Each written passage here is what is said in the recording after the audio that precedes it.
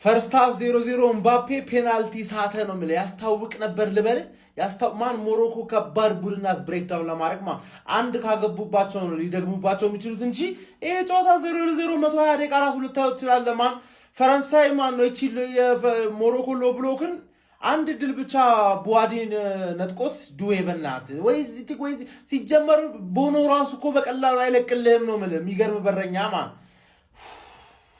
በእናታችሁ እንቅልፍ የመጣብን ነው።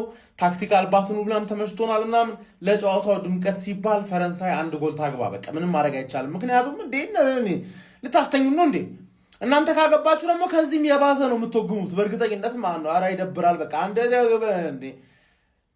ምንም ቡድን 4-4-2 ትገባለ ሎ ብሎክ ነው በቃ ማንም ብሬክዳውን አያደርገውም ነው ማለት። ከዛ ምርጥ በረኛ ካለ አይገባብህም። ፔናልቲ ከተሳተ ደግሞ አስበው ሰከንድ ሃፍ ፍራንስ አንድ ድል ነው የምታገኙት። እንደዚህ ከቀጠለ ጨዋታው ማለት አንድ ድል እሱን ከተጠቀማችሁት ጨዋታው ይከፈታል። ካልተጠቀማችሁት 0-0 90 ደቂቃ ላይ ከተጠቀማችሁት 1-0 አሸንፋችሁ ታፈዛላችሁ ማለት ብቻ ከባድ ነው። እኛ እንዳንተኛ ይሄው ጋይስ ዛሬ ጠዋት የተወረላችሁ ፕሬዲክሽን ላይ ማለት ነው ምን እንዳልኳችሁ እዩታ። በጣም ቨልነረብል እንደሆኑ ካናዳ ፈርስት ሃፍ ላይ አሳይተውናል። ከሃይቲ ጋር እንኳን ቀያይሮም ቢሆን አሳይተዋል። ብቻ አላ ቨልነረቢሊቲ አለ ያለ መከላከል አንዳንዴ የሚያጠፉት ጉዳይ አለ እና እሱ የምታጠፋ ከሆነ ፍራንስ ደግሞ በዚህ ሰዓት እንደነሱ አይነት አታክ ያላቸው የለም እና በጣም ፓኒሽ ያደርገዋል። ሞሮኮ ይህንን ጨዋታ ሊያሸንፉ የሚችሉት ኦል አውት ዲፌንስ ገብተው ጥርቅም አድርገው 120 ደቂቃ አልፎ በፔናልቲ ብቻ ነው። በሌላ መንገድ ሲያሸንፉ እኔ አይታየኝም በሚያሳዝን ሁኔታ። ይህን ነበር ስላችሁ የነበረው ሞሮኮ ይህንን ጨዋታ ልታሸንፍ የምችለው 120 ደቂቃ አሳልፋ ፔናልቲ ከወሰደችው ነው። ይህም ምክንያቱም ደግሞ በጨዋታ ላይ ራሱ ያታችሁታል። ፔናልቲ አግኝቶ ያሲን ቦኖ የሚያደንበትን መንገድ፣ ሌሎቹን ኳሶች ራሱ ያደንበትን መንገድ ያታችሁታል።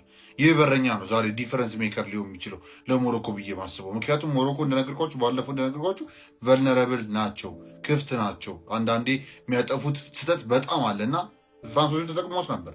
ያቺ ስፔስ አግኝተው ፔናልቲ ማግኘት ችሎ ነበረ። ያው ኤምባፔ ያልቀን ነው እንግዲህ ስት አይቼው አላቅም ነበር እንደዚህ። በተለይ ደግሞ እንደዚህ መጥፎ ሲመጣም አይቼው አላቅም፣ ግን ያ በመጥፎ ሂደት ነበር የሳተው። ከዛ ውጭ ደግሞ ያው ፔናልቲ ለመምታት የፈጀበትን ሰዓት አይታችሁታል። እኔ ፈርቼ ነበር በጣም ሲረዝም። አንዳንዴ ፔናልቲ ለመምታት እኮ በቃ ሰላም አይደለም እና አንዴ እንትን ሲሉት አንዴ ከኋላ የተገፋፉ ሲባል በቃ ተነጀሰ። እሱ እንደሚስታስታውቅ ነበር በተለይ ያኔ ማለት ነው። ኤኒዌይስ ምን ልላችሁ ነው፣ አሁን ፈርስት ሃፍ ያው ባር ለባር መጠናቀቁን ተከትሎ ፍራንሶች እንግዲህ ማጣጣፍ ይጠበቅባቸዋል። አሁን የፈጠሩ ያሉት አሪፍ ቻንሶች ነው። በካውንተር ነበር ያቺኛው ራሱ ያገኟት። ማዝራዊ እንኳን የማያጠፋውን በፔናልቲ አግኝተውት ነበርና ሞሮኮያን ያለ ቨርነረብል የሆነችው ዘ ካውንተር በተለይ ያው ወደፊት ለመሄድ ሲሞክሩ፣ ከዛ ውጭ ደግሞ ከኳስ ጋር ራሱ ዲዮ የተቀባበሉ ቢልዳፕ ላይ የሚሳሳቱ ነገር አለ ፕሬስ ሲደረጉ ማለት ነው። እንደዛ እያደረጉ ደግሞ ተርኖቨሮች ሲቀበሏቸው ነበር። ግን ተርኖቨሩን ሲቀበል ሚድፊልድ ላይ ማን ያለው አርዳያን ራቢዮት ያለው ምንም ማድረግ አይቻልም ጋይስ። እኔ ራቢዮት ስትራክቸር በመጠበቅ በጣም አሪፍ ነው። እሱ ምንም የሚካር ነገር የለው። ነገር ግን እንደ ክሬቲቭ ሚድፊልደር ኳሱን ይዞት ቶሎ ዲስትሪቢዩት በማድረግ ምናምን ዙሪያ በቃ የማይሆን ነገር ነው። ሁሌ ያየነው ነገር ነው። አሁንም እንደዛ የሆነ ይቀጥላል። ከዛም በኋላ ባለው ግን ያው ስትራክቸሩን ይጠብቅ እሱ እሺ አይነካም ተብሏል እስካሁን ድረስ በምናየው በዲሾም ስራ። ስለዚህ ያለው አማራጭ ምንድነው? ክሬቲቭ ተጫዋቾችን መጨመር ነው። ያው ፕሬሲንጉን ደግሞ ሪሌንተስ ማድረግ ነው። ቤዚክሊ ላይክ መቆም የለበትም። ይሄ ፕሬሲንግ በቀጠለ ቁጥር የተሻለ እድል ያገኛሉ። የተሻለ ፕሬስ በማድረግ ደግሞ አሪፍ ጥፋቶች መፈጠር ይችላሉ ማለት ነው ለፍራንስ። ያንን ማስቀጠል ያለባቸው። ስለዛ ዊንገሮችን ይቀያየሩ። የቸርኪ ያለ ዱዌ በባርኮላ መቀየር ይችላል። በቃ እንደዚህ የቀያየረ ብቻ ማስቀጠል ያው ኤምባፔ ነው የማይወጣው ብዬ ነው ከፊት ለፊት ካሉት ውስጥ እና ኦሊሴንም ፕሮባብሊ ይቀይሯል ብዬ አላስብም።